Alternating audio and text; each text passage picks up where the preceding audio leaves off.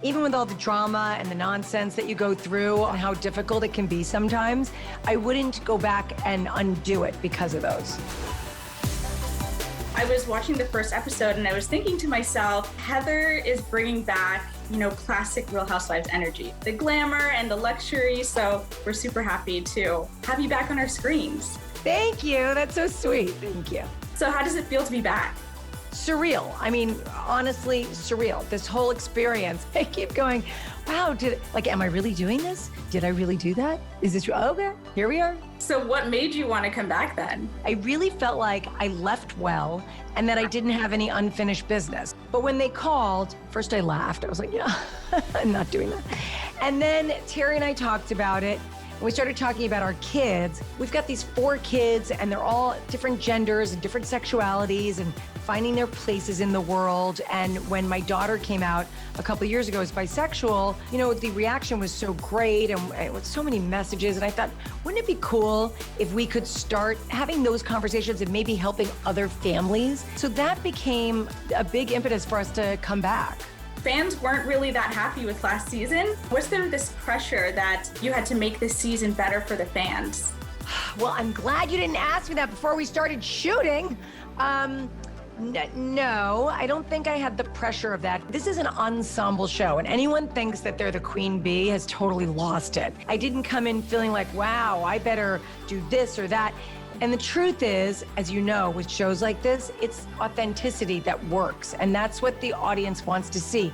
So whether it's like big, weird, crazy drama or dumb, petty drama, or just like a fun trip or whatever it is, if it's real, you want to watch it. So I really just felt like all I care about is that I am my authentic self and that I am just going to be me. And I felt so relaxed coming into this season, maybe too relaxed. You seem very confident and in your own skin. Like the home tour, for example, which was unreal.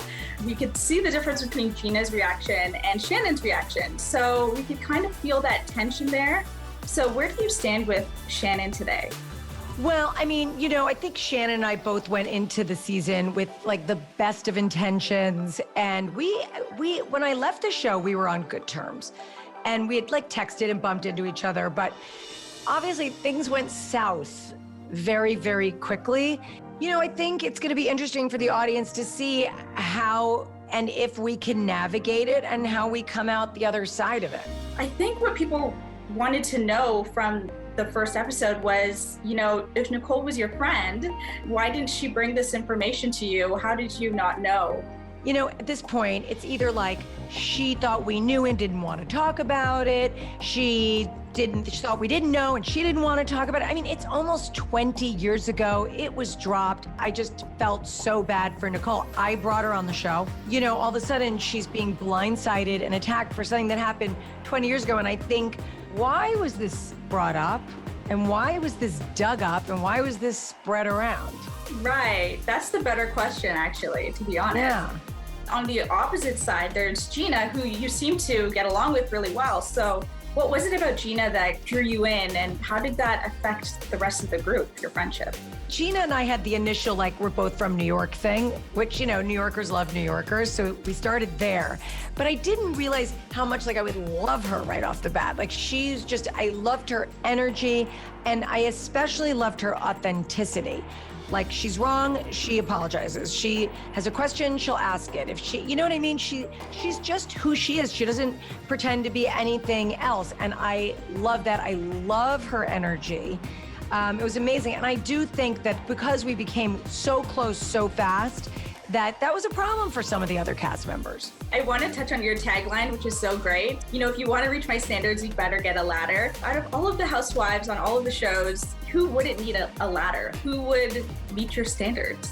Oh, lots of people, honestly. I'm really proud to be part of the franchise because it is a piece of, pop culture history. We really are sorority sisters sharing this common bond, and I'm very proud to be a part of it. Thank you so much. This was so great to chat. Thank you so much.